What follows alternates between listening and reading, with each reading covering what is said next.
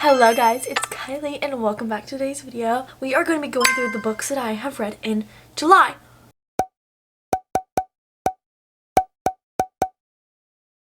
I need to charge my mirror, I guess. If you don't know, we ballin' on a budget and this is my light as well as my big mirror light. You guys have probably seen it because I've been trifling with this one. Now I'm trifling with this one, so that is super slay.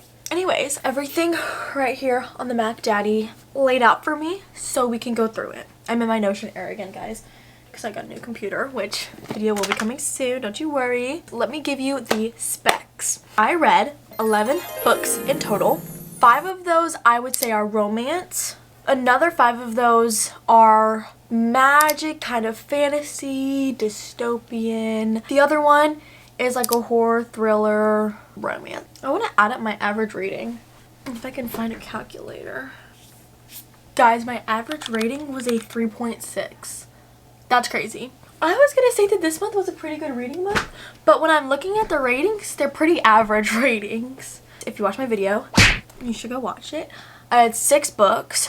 But the thing is that one of them I started during July-ish, but I finished in August. So I'm gonna say what it is right now, but you're gonna have to wait for my review for my August wrap up. For this one, we had Divine Rivals, Beautiful Disaster, Kingdom of the Wicked, Just for the Summer, Verity, and Cinder. Out of these 6 books, I read Cinder, Verity, Just for the Summer. And Just for the Summer was the book that I read towards the end of August. First off, we have Cinder by Marissa Meyer. Actually, I first read Verity because I did my Verity reading vlog. If you haven't watched it, I did a Verity reading vlog. And I was in the middle of this, but it's okay. We'll do Verity. We'll do Cinder first, part of the Lunar Chronicles.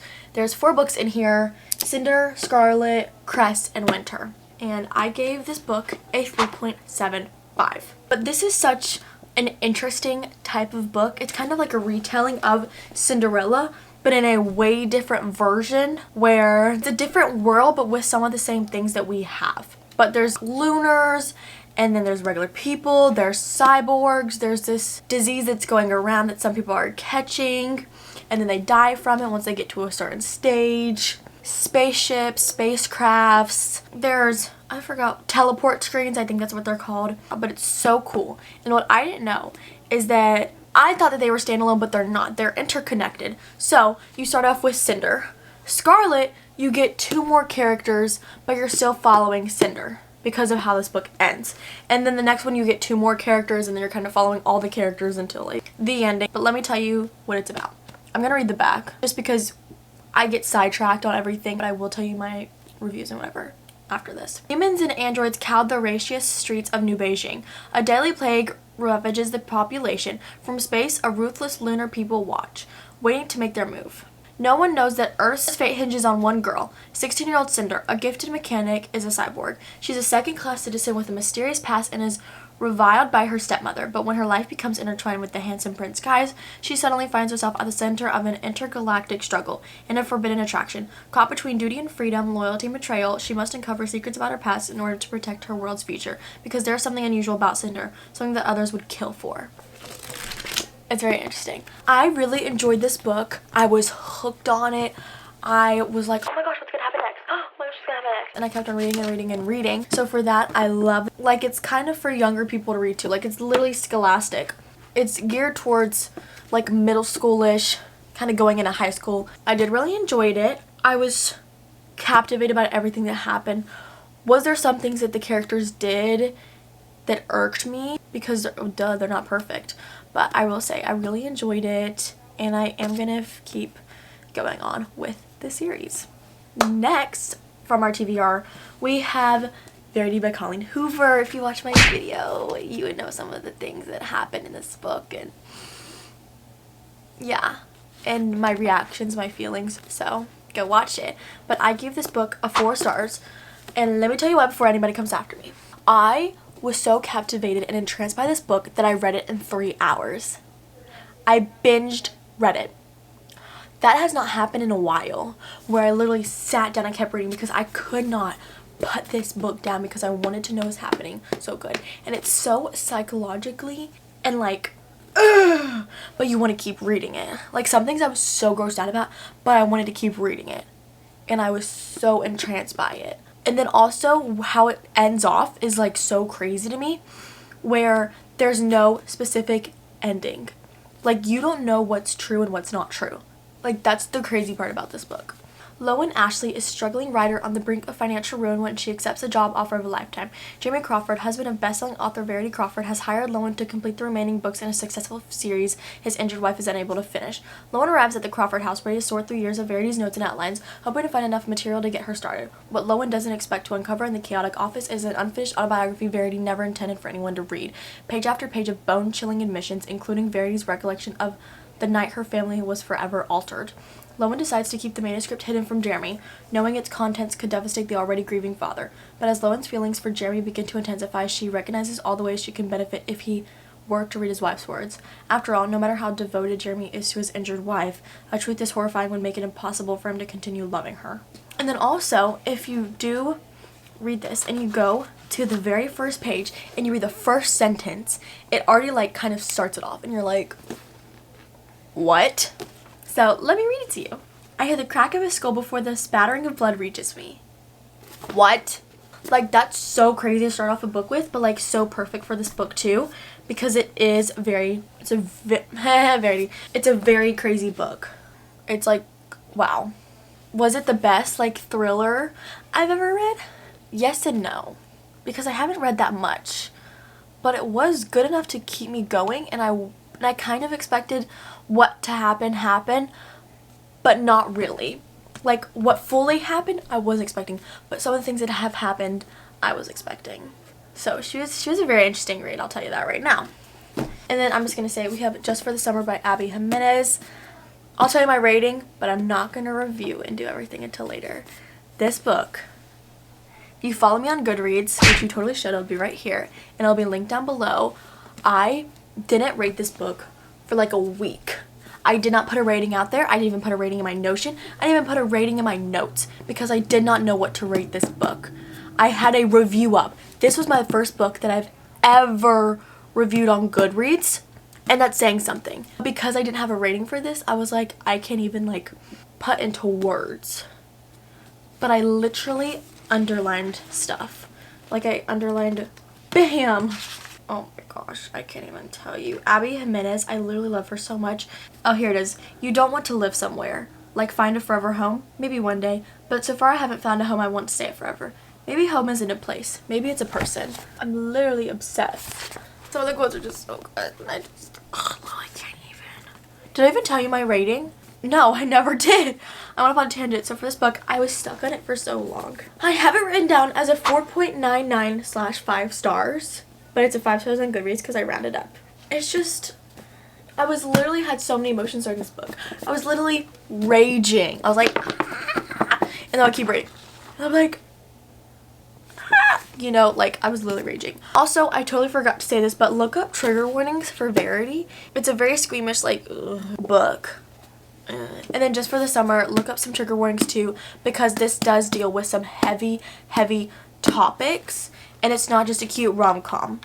Like, it deals with panic attacks, anxiety, PTSD, depression, depictions of undiagnosed mental health issues, toxic mother, past child neglect. Like, look up all of the content warnings for this book if you're going to read it.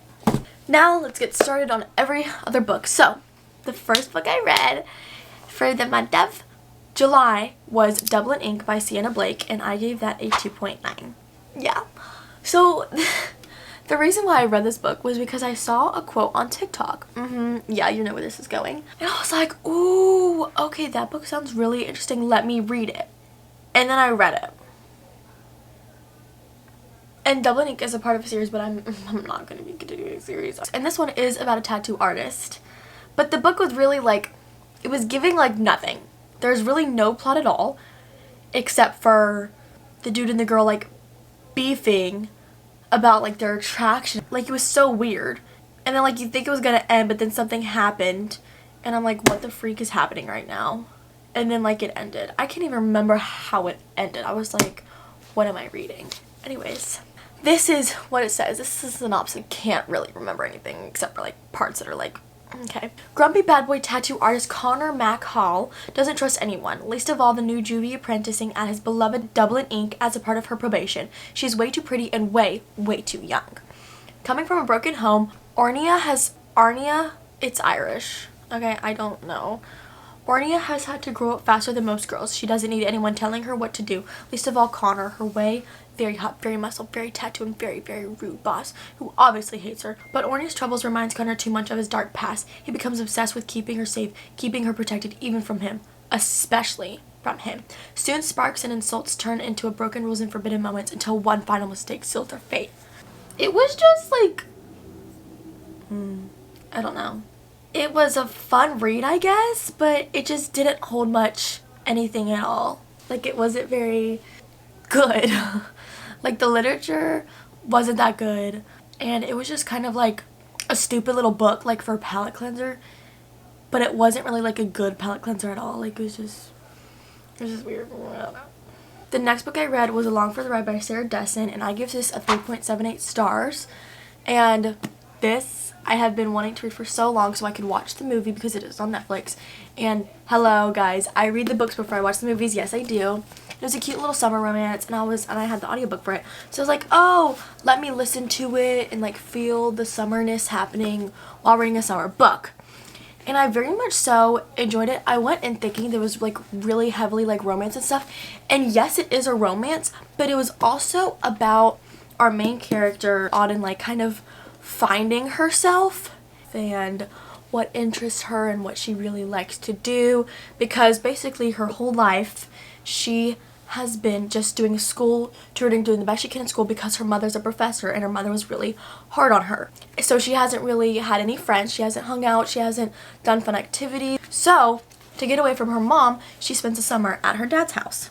And while she's there, she meets some friends, she meets a boy, she starts actually having friends and knowing what friends are, hanging out with them, graduating from her senior year and going into college, what's that like, and kind of just finding herself over the summer. So I would say I really liked that aspect of her finding herself and finding what interests her and just like kind of rediscovering life. I really did enjoy it, but Auden was really annoying. She was a little bit annoying in the beginning, but then she kind of like mellowed out, but it's mostly because she didn't know really anything. She've never had friends before, so she doesn't know how to interact with them. All she really knows is school, so for that she's a little bit frustrating, but then you kind of understand it. It's really good in the end, so I did quite enjoy it. It was a cute, good read. Next, I read The Friend Zone by Abby Jimenez, which I was up to late at night reading, and I gave a 3.99/4 stars, rounded up on Goodreads to a 4-star. And I really did enjoy this book, but it wasn't the best Abby Jimenez book I've ever written. Girl, you can't write. You've never written an Abby Jimenez book. You read. Anyways, it wasn't the best Abby Jimenez book I've ever read before, but I would say it was good, and I did enjoy it. And I literally was sobbing at 4 a.m. because there's something that happened, so yeah, with Abby Jimenez books, look up trigger warnings for this one too, because I'm not a huge crier in books. Let me tell you this about. Kristen Peterson doesn't do drama, will fight to the death for her friends, and has no room in her life for guys who just don't get her. She's also keeping a big secret, facing a medically necessary procedure that will make it impossible for her to have children. Planning her best friend's wedding is bittersweet for Kristen, especially when she meets the best man, Josh Copeland. He's funny, sexy, never offended by her mile-wide streak of sarcasm, and always one chicken enchilada ahead of her hangry. Even her dog, stuntman Mike, adores him. The only catch, Josh wants a big family someday. Kristen knows he'd be better off with someone else, but as their attraction grows, it's harder and harder to keep him at arm's length. It was such a cute book, and I really enjoyed it. Abby Jimenez, I love her writing. She's literally up there with Emily Henry for me.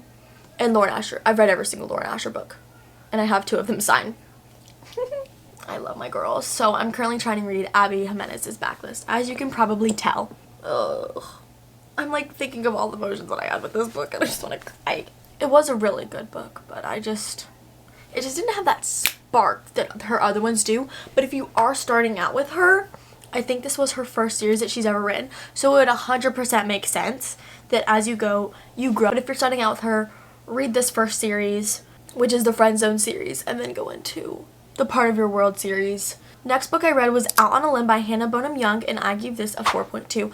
Okay, here's the story about this book, which is quite funny to me.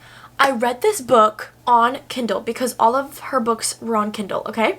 And then I finish it. I go up because my Goodreads is linked to my Kindle account and it says like to rate it. While I'm rating it, it wouldn't let me rate it. And I was like, I guess I'm gonna have to go to Goodreads and figure it out and just play with it, whatever.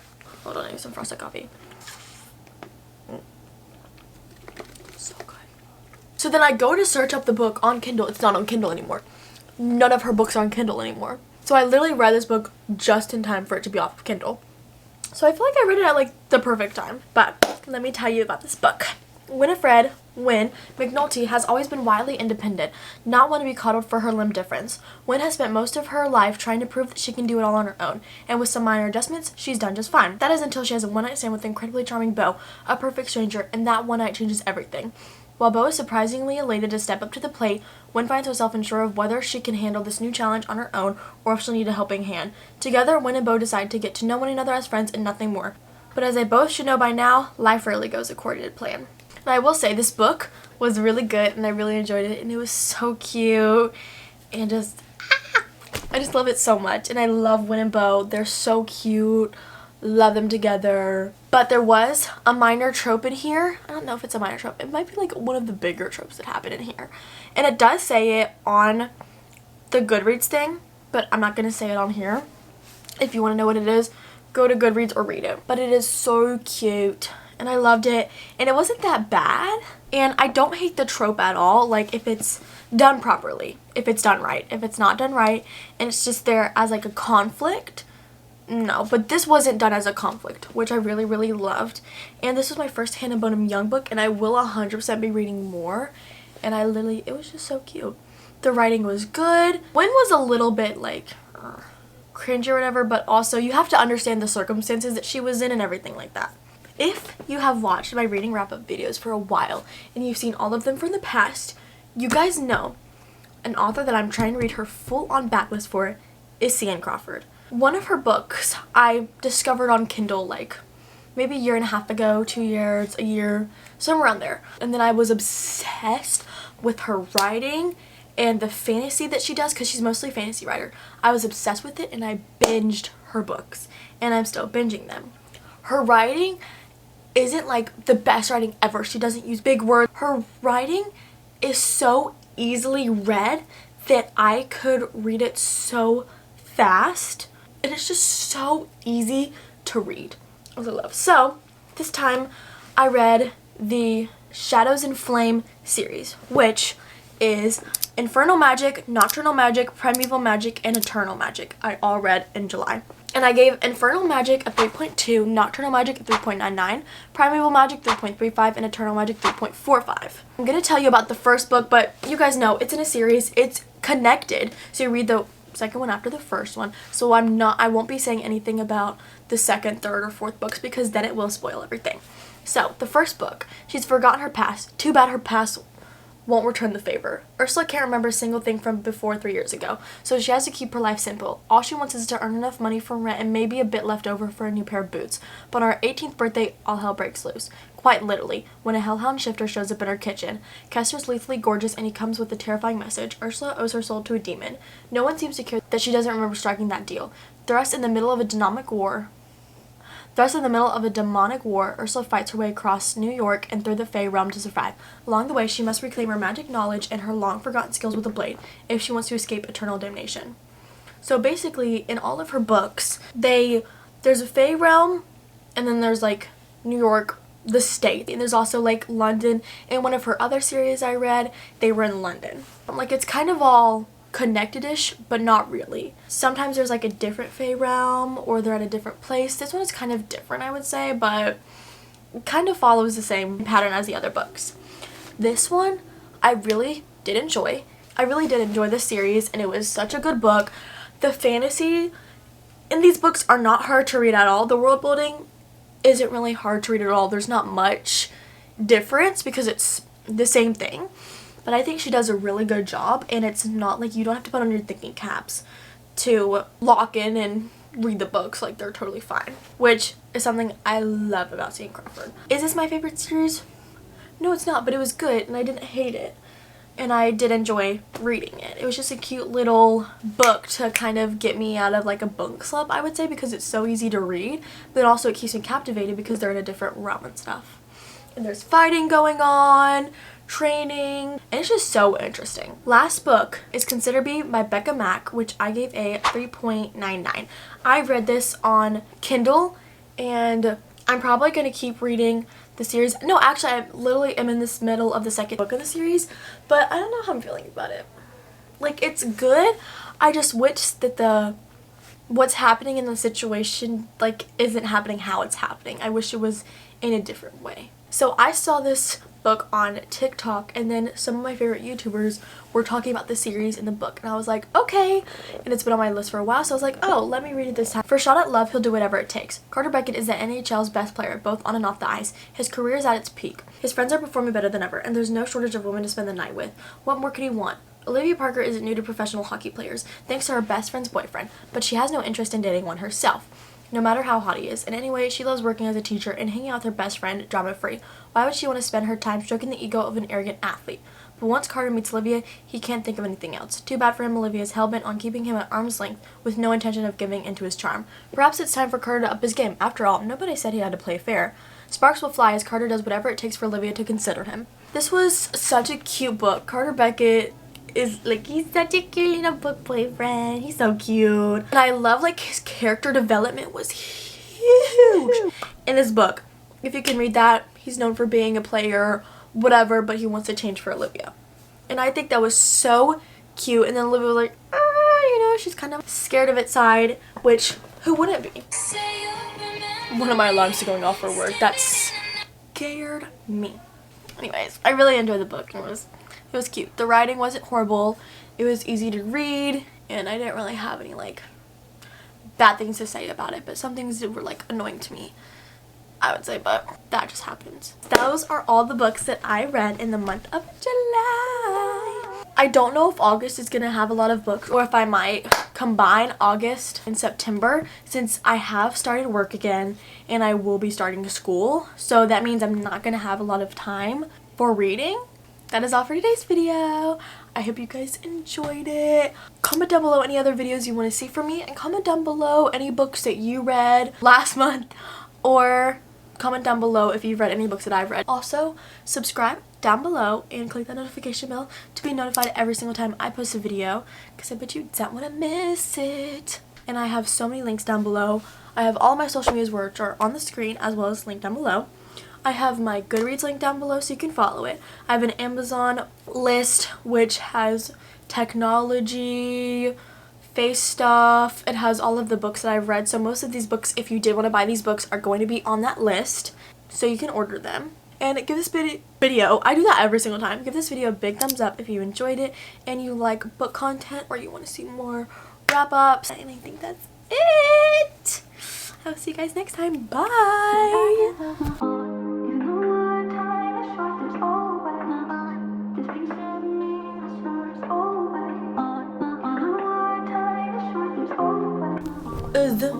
Do y'all remember last time that I was so stuck up on it's still a good song though. Has she released it? I don't know. Anyways, bye.